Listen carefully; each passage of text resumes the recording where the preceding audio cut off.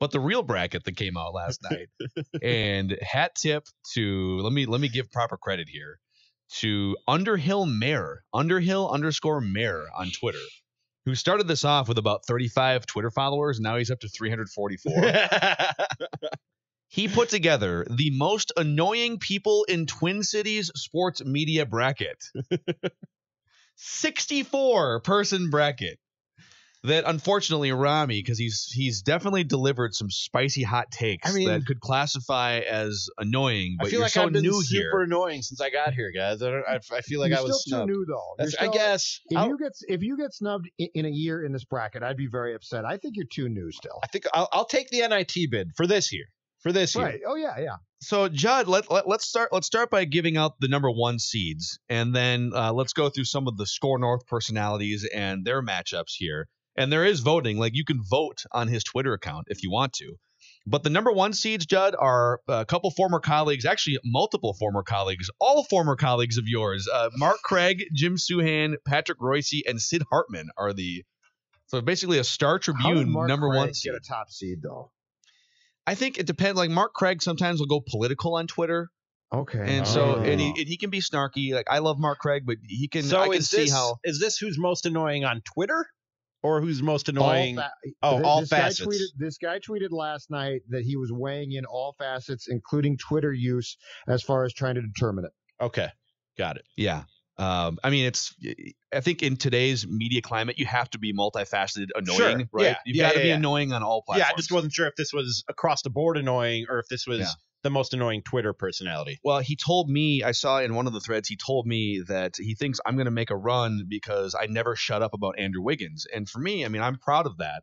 And that I've managed to be annoying on multiple platforms when it comes to my Andrew Wiggins takes. Radio, podcast, sometimes YouTube and Twitter. Like, I'll fillet Andrew Wiggins and beat that dead horse on Snapchat if you want me to. Sure. Anytime, anywhere. Yeah. So, Judd, you are a 4 seed going up against John Bonus from Twins Daily.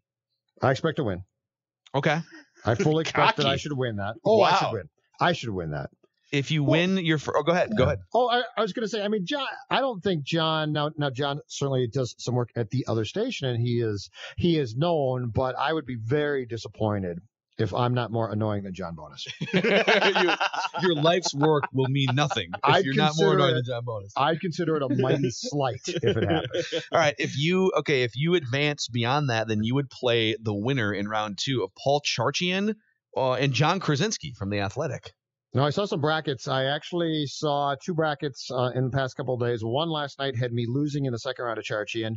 The other one had me beating Charchian and then going on, but I wasn't matched up against Krasinski. Somebody else did a bracket, and I thought I lost to Collar in that one. Yeah, well, here's one because Matthew Collar is the 8-9 matchup against Jerry Zgoda. Winner plays Jim Souhan if he can beat Tyler Mason. So it could be a Collar Judd Elite 8 or no Sweet 16 matchup. Yeah, I'll say this for Johnny. Johnny K does not belong. Now he belongs in the bracket. I totally get that. But he's only mildly annoying. But he's not really annoying. Well, I mean, he does a great job on the Wolves. But does Johnny do of all of the people? I mean, I annoy you, Phil. Annoy. I get that. You couldn't even find the word for how much I annoy. You went through 4 words and you're like, I was trying to decide which one. Rami will annoy. Oh, yes. I don't think Johnny K annoys. I would be very surprised if Johnny got deep in this tournament. Sure. Let's see here. I'm a number 2 seed in this bracket. So you're a 2 and you said Judd's a 4? Is that right? Yeah, Judd's a 4. Okay. Yep. So, on first glance, do you feel like I'm overseeded or Judd's underseeded, or are we? I think Judd might be a little underseeded. I think he's one of the most annoying sports media personalities in town. Because what this is saying is that I'm one of the 8 most annoying. I would think Judd would be one of the 8 most annoying, wouldn't you? Like at least a 2 seed, if not a 1 seed for Judd. Wow, he's earned that. I thought 2 or 3. 4 surprised me. I thought I'd be a 2 or 3. I don't think I'm a 1, and I don't think Mark Craig's a 1. Sid for sure. But you're playing with a chip on your shoulder if you feel like you're underseeded, though. This might be a good thing for you. That's very true. My matchup is Underhill against Mayor should have had a committee. Like, all due respect to him, and he did a good job for one man. But I really think if you're going to put this bracket together and put it together properly, You should have a committee, and I might just be saying that to be annoying and to get into next year's bracket. I think what you really mean is that he should have had a retractable roof over the bracket, yes, right? Is that absolutely. what you mean? Yes. I love it. I did like. I think was it you on Twitter that said you just put a retractable roof over the city? No, somebody said put it over the over. I think they said put it over the whole Midwest. And I mean, Rami, is it retractable? Like, can we do that? When Rami said this week that if he could find a way to put a retractable roof on Wrigley Field, and I walked out of the studio at that point, you're right. You should have been seated in this. I should have been. Would your Wrigley Field retractable roof be like an ivy jungle just to keep the theme? That would be really cool. That would be really, really cool. That would be Phil, awesome. He actually said that if you could find a way to put a retractable roof on Wrigley Field, think about that. That's one of the most annoying things I've ever heard. You should have been seated. It's takes like that. You've got to fire away on takes like that if you want to make the bracket next year. I'm just infatuated with retractable roofs. When the Bucks were like trying to get their building built, I was saying that the Bucks arena should have a retractable roof on it. Basketball under the sun? That'd be great. Oh my gosh. Weather permitting. I wound up as a 2 seed in this bracket. And my first round matchup is against Seth Kaplan I went to Seth's wedding like 8 or 9 years ago. I can't even really trash talk Seth. I like Seth. But I will say, even though Seth is a behind the scenes producer and not even really in sports anymore, he's more of a news producer at Fox 9. Mm-hmm. His Badgers takes on Twitter alone land him in this bracket as a 15 seed. Like, I believe Seth actually took a picture of himself jumping into a pool one time after the Badgers went to the championship game against Duke in basketball. So that's what puts him on this bracket. Seth will also make a sports point on Twitter on like a Friday night and then just fight people for hours. So his Twitter persona definitely deserves a place in this. Absolutely. So my path would be Arif Hassan and Chris Miller from the Star Tribune. No offense to those guys, but you got this. But I think the main matchup that people might want to see if it happens is the 3 seed in that same bracket, the Aaron Gleeman, Phil Mackey baseball statistics brawl. Like him and I will fight and chirpy at each other on Twitter sometimes. So this is so juicy. That could get really intense right there. We might have to get into the analytics of that if you do go head to head. Now I did see a tweet from the guy that put this out today, saying that most of the people who are in these brackets and the people in our side of the business are having fun with this, but he said the 3 people who aren't are Souhan, Royce, and Gleeman. He said those 3 have now, and I don't know if they blocked him on Twitter or what. I've not seen Patrick's response at all, but he basically said those 3 do not find this to be funny. Well, maybe that's their way of campaigning to be more annoying. Solid point. It's reverse psychology. It's a roundabout way, right? There's some other really compelling matchups here. I really like the Mark Rosen, Tom Pelissero first round. That's a 4-13 matchup there, you guys. Strong. Yeah. I mean, I don't know what's annoying about Pelissero, though. I could see, like, if you're Rosen and you're on a microphone all the time and you're giving opinions on things and you're on TV in the Twin Cities. I mean, Pelissero is just like talking about the NFL every day. And he's breaking news, right? And giving stories. Yeah. Well, yeah, I could have seen Tom easily being in this contest about 4 or 5 years back. But you're right. Now, it's he basically reports. Yeah.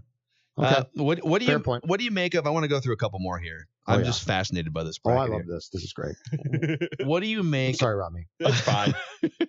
Next year, it's good to have things to shoot for. Exactly. You'll get to know all these people too. It'll be great. What do you make of our own Chris Long from Channel 5 Eyewitness News as a 7 seed against one of our loyal listeners and noted Twins blogger Ted Schwerzler in the first? No offense to Ted. I was shocked by his inclusion at first, but I guess his Twitter, because he does tweet a lot, so his Twitter persona got him there. So like sheer volume of tweets could put you in this bracket. And then the more I think about it, I think Ted wins.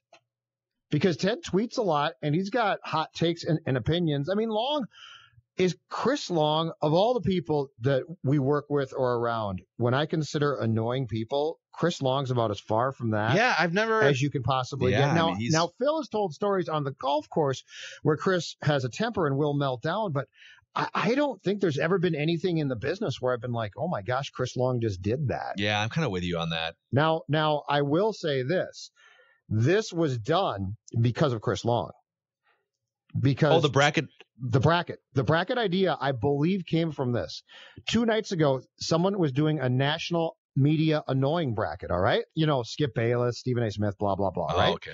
Chris Long jokingly tweets me and says, "No Judd Zolgad," just as a complete joke. The guy who did the bracket tweets me and says, "Hey, if I did a local one tomorrow, would you retweet it for me?" And I said, "Hell yes, this is one of the greatest ideas ever." So I believe that this all originated from Chris Long just trying to give me grief with a national bracket, which obviously I wouldn't have gotten near. Yeah. Wow. So, all right. Well, it's probably unfair because Rami, I don't know if you know the landscape enough. You're welcome to make a prediction on who you think should or will win this. I don't think it'd be a very educated prediction. Phil going deep, though. I mostly just know you guys and a few of the guys from downstairs, like Chris at KSTP TV, but I don't think I can make an educated guess on this. I'll sit this one out. Yeah. I got to say, I would be really sad if Patrick Royce didn't make it to the final championship matchup. I think he will, don't you? I think he makes it.